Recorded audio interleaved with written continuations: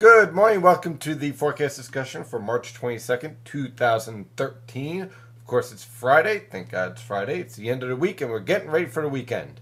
And it's going to be a cold weekend once again. I know it's late March and it's still cold. Looks like this winter is not giving up any time soon. We have temperatures ranging from the lower to mid 20s over the northern interior and upper 20s to lower 30s along the coast. Seriously well below normal for this time of year. And also, we have scattered cloud cover with winds from the west anywhere from 5 to 15 miles per hour, making those temperatures feel like they're in the lower 20s. Feels more like it's January than it is late March.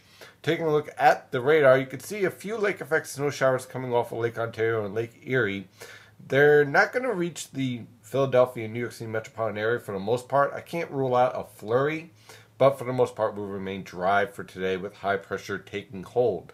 Taking a look at the latest infrared satellite picture, you can see high pressure is in control over the Tennessee River Valley with a nice northwesterly flow in place throughout the northern mid-Atlantic. This high pressure system will remain in control for today, tomorrow, and for Sunday, providing scattered cloud cover and dry conditions, but of course chilly weather conditions as well, with temperatures in the lower to mid 40s for highs over the interior, mid 40s to upper 40s along the coast. You can expect that all the way through this weekend. Could see a few locations push 50 degrees in southern New Jersey and the Philadelphia metro, but that's unlikely at this time. Now let's take a look at the water vapor, because this is very interesting. Here we have our storm lifted up into the Canadian Maritimes. This, of course, is our negative NAO pattern. This blocks up the whole pattern in the Atlantic and slows down storms that approach the East Coast. And this is our disturbance that will cause us some trouble for Monday. As its disturbance dives towards the southern plains and eventually towards the Tennessee River Valley, it has to redevelop towards the mid-Atlantic coast right around Delaware and Maryland. And as it's doing so, it's going to become a new coastal storm, and on Monday produce the potential for rain, snow, strong winds, coastal flooding. It's not going to be pretty on Monday. The question is, where is it going to rain and where is it going to snow? That's pretty much uncertain at this time, and let me show you why on the European model guidance. The European model guidance is a model choice according to the latest HPC or WPC or whatever they're calling themselves these days. But basically the reason why is that the European model guidance, the UK Met, and the Canadian model guidance are all pretty much in agreement for the most part on the storm track and the temperatures aloft. The GFS and the NAM are a little bit too aggressive, a little bit too far north, and a little bit too expansive in its precipitation shield. So here we are for this evening. You can see our upper level low is in control over the Canadian Maritimes, and we're under that northwesterly flow with dry yet cold conditions in place. That's going to continue on through this weekend. Now, let me backtrack here. Here's our disturbance this evening. Here it is tomorrow, and here we are by Sunday evening. Now, notice how the heights are all falling towards the coast.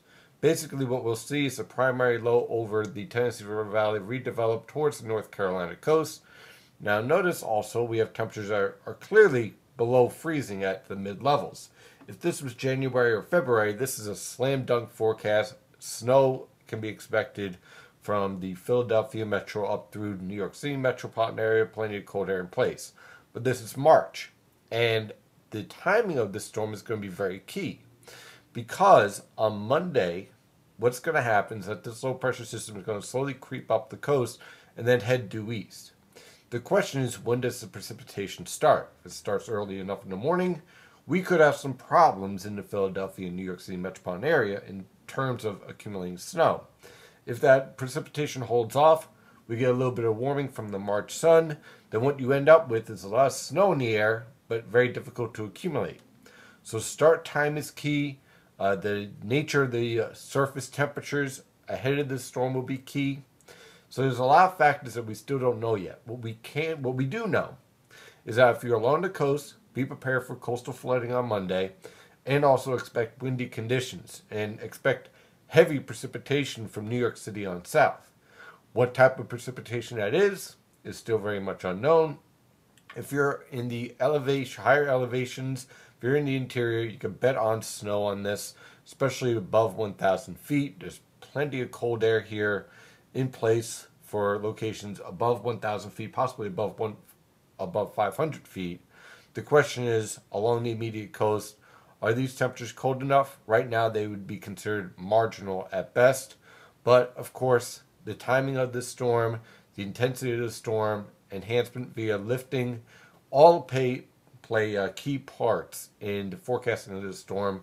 We really won't know those details for another day or so. So stay tuned. We're going to continue to keep an eye on this storm moving forward. The good news is that it's out of here by Tuesday with drying conditions throughout the rest of the week with high pressure in control. And that high pressure will remain in control all the way into next weekend and for Easter. Now, the one negative here is that unfortunately it's going to remain rather chilly. So if you're looking for a warm-up heading into Easter, unfortunately expect a continuation of temperatures in the mid to upper 40s along the coast and lower to mid 40s over the interior for highs. Wish I had better news. That is the forecast discussion for today. I hope everyone has an excellent weekend. Of course, I'm your meteorologist, Stephen DiMartino. You can follow the latest weather information at nynjpaweather.com and nynjpaweather on Twitter and Facebook. Have a wonderful day. Stay safe out there.